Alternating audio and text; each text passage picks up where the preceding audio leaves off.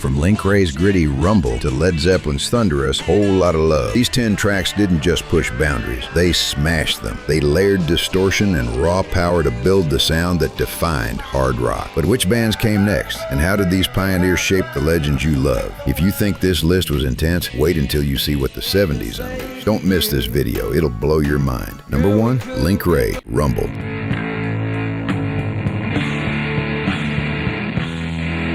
Before anyone screamed into a mic or smashed a guitar, Link Wray hit one chord and terrified an entire generation. Rumble, released in 1958, wasn't just a song, it was a threat. No lyrics, no solos, just raw, distorted guitar that growled like a warning. It was so gritty, so unsettling, that radio stations across the US actually banned it. Not for profanity, there weren't even words, but because they feared it would incite violence. Imagine that, a guitar tone considered too dangerous for the airwaves. Link didn't just bend the rules, he broke the sound barrier. And the echo of Rumble would go on to influence everyone from Jimmy Page to Pete Townsend. But across the ocean, a whole new storm was brewing. If you want more videos like this, or other deep dives into music and culture, make sure to hit that like button, subscribe to the channel, and check out my page for more content. Thanks for watching. Number 2, The Kinks, You Really Got Me.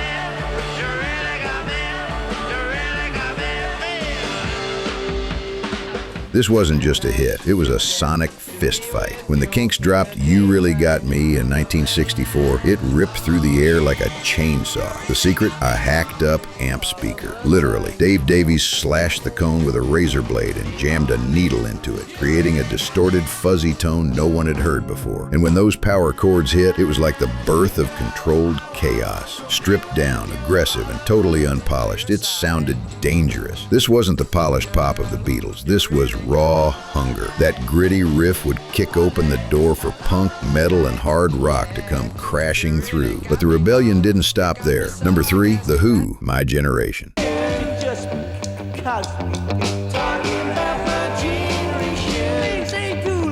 No song captured teenage rebellion quite like this. My Generation wasn't just loud, it was confrontational. Roger Daltrey didn't just sing, he stuttered the lyrics like he was barely holding back rage. Pete Townsend's guitar slashed through the mix, and Keith Moon's drumming sounded like a riot in progress. But it wasn't just the sound, it was the attitude. This track felt like it could explode at any moment, and sometimes it literally did. The Who became infamous for smashing their instruments on stage, and that chaotic energy started right here. My Generation turned frustration into fuel, and the volume was only getting louder. Up next, a band that took that raw emotion and added a dangerous new ingredient, fuzz. Number 4, The Rolling Stones, I Can't Get No Satisfaction.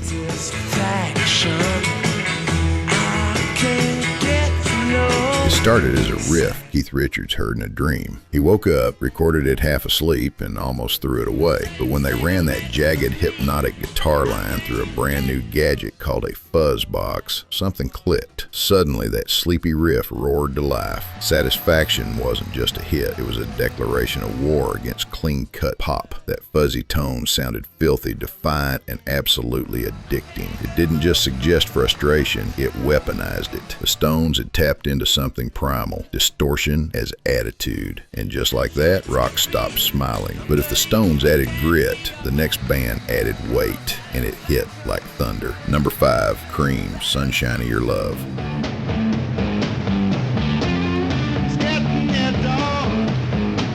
This is where blues stopped walking and started stomping. Sunshine of Your Love dropped in 1967 like a slow-moving wrecking ball. Eric Clapton's riff didn't race, it loomed.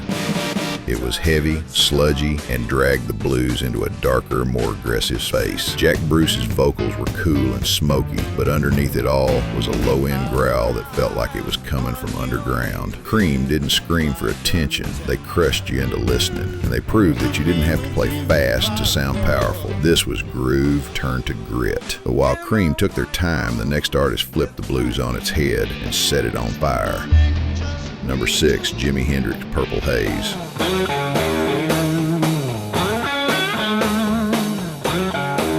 In just 2 2 minutes, Hendrix reinvented the guitar forever. Purple Haze wasn't just psychedelic, it was a full-on assault. His fingers twisted feedback, wah-wah, and distortion into a mind-bending soundscape that felt both otherworldly and ferociously real. Hendrix didn't just play notes, he bent reality, making the guitar scream and howl like a living thing. This wasn't background music, it was a battle cry, a declaration that rock could be wild, experimental, and savage all at once. Hendrix showed the world that heavy didn't mean slow or boring, it meant boundary pushing. And from that fire, a new kind of hard rock was born. But the ride didn't stop there. Number 7, The Doors, Light My Fire. It would be untrue, know that I would be a liar. This wasn't just a song, it was a slow-burning trip into darkness. With Ray Manzarek's swirling organ and Robbie Krieger's hypnotic guitar, Light My Fire built a brooding energy that felt both mysterious and intense. The long swirling solos stretched time, dragging listeners deeper into a shadowy soundscape that hinted at something heavier beneath the surface. It wasn't hard rock in your face, it was hard rock creeping in through the back door, seductive and dangerous. The Doors proved you didn't need to blast loud to feel the. Number 8, Blue Cheer, Summertime Blues.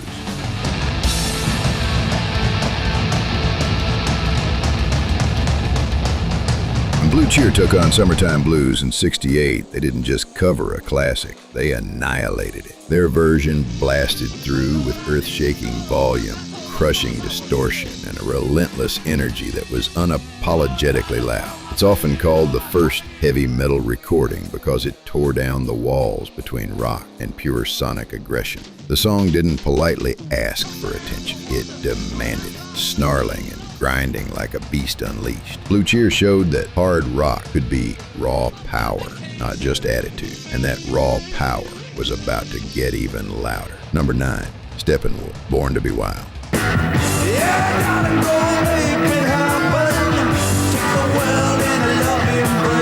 This track didn't just ride the wave, it created a tsunami. Born to Be Wild wasn't just a song about freedom, it delivered the first ever mention of heavy metal thunder. That phrase wasn't just catchy, it became the name for a whole new sound. The pounding drums, gritty guitar, and wild vocals captured the spirit of rebellion like nothing before. It was loud, rough, full of raw energy, the perfect soundtrack for a generation ready to break every rule. Steppenwolf didn't whisper about the future of rock, they screamed it from the rooftops. And just when you thought it couldn't get any bigger, this next track exploded onto the scene.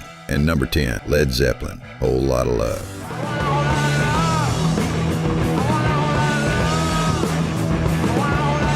If any song marks the moment hard rock fully exploded, it's this one. Whole Lotta Love hit in '69 like a sonic bomb, combining a monstrous riff with Robert Plant's primal wails and Jimmy Page's fierce guitar wizardry. It wasn't just heavy, it was colossal. Every second dripped with raw power, sex, and danger. This track didn't just influence hard rock, it defined it, setting the blueprint for everything that followed. From its explosive opening to that swirling, psychedelic middle section, it was a roller coaster of pure adrenaline. Led Zeppelin took everything the 60s had built and detonated it into a new era of rock. And that's the story of how hard rock was born, one groundbreaking riff at a time. From the gritty howl of Link Wray's Rumble to the thunderous roar of Led Zeppelin's Whole Lotta Love, these 10 tracks didn't just push boundaries, they shattered them. Each song built on what came before, layering distortion, attitude, and raw power to create a sound that was bigger, heavier, and impossible to ignore. They paved the way for hard rock's explosion in the 70s and beyond. So next time you crank up your favorite hard rock anthem, remember, its roots go way deeper, all the way back to these pioneering moments. Drop your favorite bands or songs from the 60s in the comments below. And don't forget to watch the next video to keep the rock history rolling.